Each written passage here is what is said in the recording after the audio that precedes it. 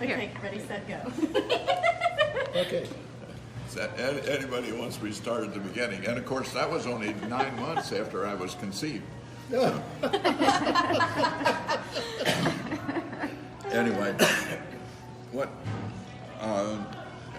I started a special care nursery at Cardinal Glenner Children's Hospital in 1963.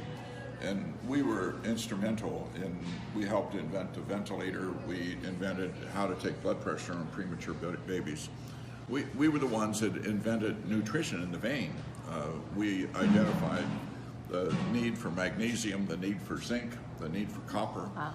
And we did it with metabolic beds. We did every intake and output and did these things. So we were a leader in the field of neonatology. The hospital still is a leader in the field of neonatology. But then I had a baby, Joseph, in 1975, who had flat brainwaves and was said to be brain dead. And it was suggested to stop treating him. I said, well, I don't do that. I treat babies, some live, some die, and kept treating him. And he did eventually get off the ventilator, and he went to school, and he got straight A's and ran track and played baseball. And he's married, he has 3 children. So because of him, after about 6 months, when he continued to live and was doing much better than anybody would have predicted, I started to investigate brain death. And it took about 2 years till I understood the language of brain death. Brain death is a lie. It's a lie that's been told over and over again, so people don't even realize it's a lie anymore. But it's been a lie from the beginning, continues to be a lie. So I published in the medical literature. I have an article in Journal of the American Medical Association. I have an article in the Gonzaga Law Review. It's 85 pages, has 244 footnotes to it. And because of that, eventually I have continued to talk about brain death. Brain death is a lie. I have talked all over the United States. I've talked in many countries. The truth is easy, and then once you deviate from the truth, then you have first it's false, but then when people become conscious of it's false, then it's a lie. Brain death is a lie. The way it occurred was that Christian Barnard did the first heart transplant in South Africa in 1967. 3 days later, they did the second heart transplant, and you don't know where that is, but I'll tell you. It was done in Brooklyn, New York, and what they did is they cut the beating heart out of a 3-day-old baby and transplanted it into an 18-day-old baby. And at the end of their surgeries, a short time after the end of their surgeries, both of those babies were dead. It was illegal, it was immoral, and so they had to do something to make it legal. And so what they did is they set up a committee at Harvard, and the committee invented brain death. The committee did not do studies on dogs or cats or rats. They didn't collect data on human beings, they just invented brain death. And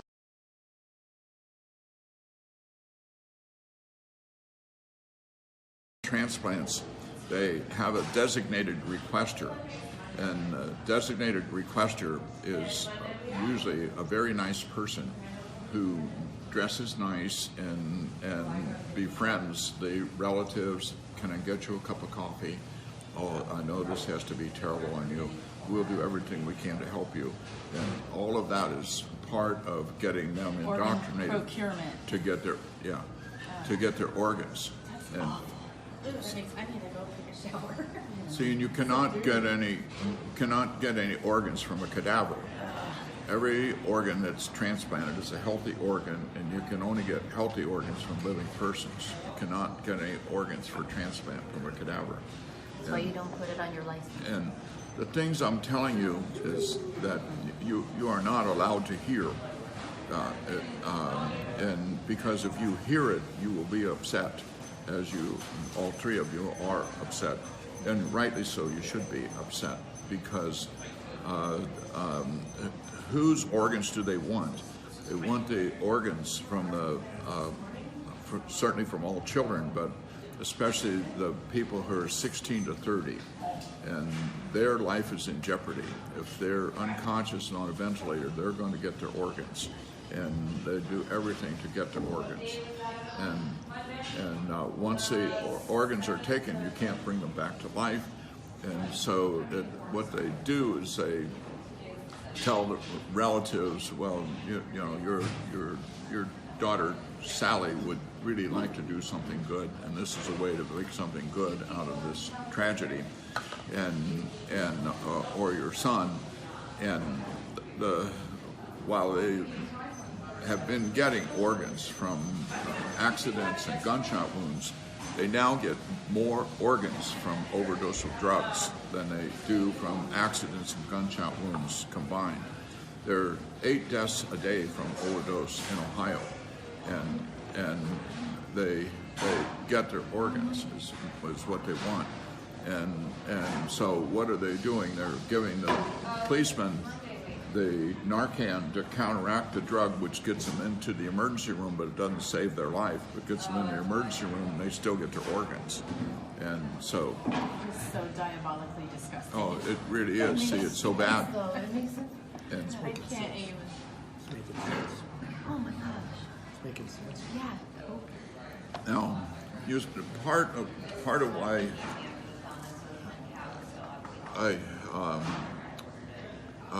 when you are talking about unconscious and pain, and you might have talked about something else, what I'm encouraging you to do is to realize that there are common denominators of all of this.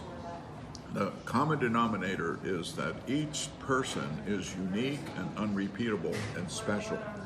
And a person is alive, but so are the dogs and cats running around that are alive, and so are the trees alive, but they don't have the life that the person has. And each person has that life, whether that person can walk or talk or show consciousness. In brain death, they do only 3 things for brain death. One is the patient does not show consciousness. The patient does not have brainstem reflexes that involve the eye or the ear. So there's about 14 brainstem reflexes, but they test only 6. They don't test the others. And then the test that they do that is called the apnea test. It's really not a test, it's a procedure. And what they do is take the ventilator away for 10 minutes. And the patient has to demonstrate that they can take a breath in that 10 minutes, or that becomes the signal to cut out their organs. During the time they're off the ventilator, the carbon dioxide builds up, the acids build up, that makes the brain swell worse and makes them get worse. So everybody must learn, do not do an apnea test. You'll almost learn it now. And you have to know it. I hope you never have to use it on your relatives, but you need to learn it. Do not do an apnea test. No one should ever have the procedure of an apnea test. And then you have to know that the overdose of drugs, they need time to heal. You know, right now, and I got a text as I was coming in from the father of a girl in Canada, Takesha McKitty. You can Google her if you want, Takesha McKitty. I was talking in New York, and I was going to New Jersey the next day, and they called me and asked me if I would help with Takesha. So I went to Canada to help her. She overdosed on September the 14th. On September the 20th, they issued a death certificate on her. She's still very much alive. She moves her feet, she moves her legs. You know, and I mean, But she has a death certificate? she has a death certificate. She has a death certificate on September the 20th, and this is December the 5th. You know, And she's still alive? she's still alive, yes. But With a death certificate? But she could have had her organs cut out on September the 20th, but by going there, Sure. put a stop to that. So she was not dissected. Everybody who has their organs taken, they're all dissected alive. There's no organs you can get from a cadaver. My wife will go crazy when she hears this because she's donating her organs if she dies and has a car accident or anything. Yeah, you she know. should not be an organ donor. And so what she has to do, she must go back to the License Bureau and revoke that. And the law says it's a revocation. It's not a refusal, and they can still get her organs. And that law has been passed here in Ohio. So you asked as we came in, have I been here before? Yes, I came here to testify against that law. And so then when they had hearings 2 weeks later, I came back again, and they said, oh, we ordinarily don't allow people to testify more than once. Well, what is that kind of stuff? What kind of outfit do we have? So I didn't say anything, but then they said, but we'll let you testify because you're a doctor. And I think to myself, why should they let me testify versus anybody else more than once? But in the state of Ohio, every representative and every senator voted for the bill to make it so that everyone is an organ donor. And it's presumed that everyone is an organ donor, and it's presumed that everyone has consented to everything to be done to them to see if their organs are good for someone else and to keep their organs in good shape that they can find someone to give them to. It's really, I think it's against Article 13 of the Constitution of the United States, and I think it's against the Article 8 of the Constitution of Ohio. I might have the 8 and the 13 mixed up between Ohio, but I think it's against the, because,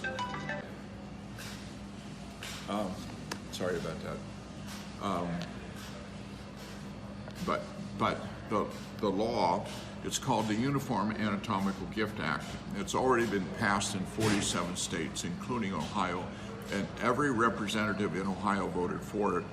Only one senator voted against it, and that was the black senator, because I think she might have heard what I said, that it's a form of slavery.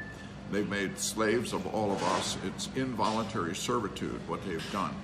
And I think it's against the Constitution of our federal government and the Constitution of our state government.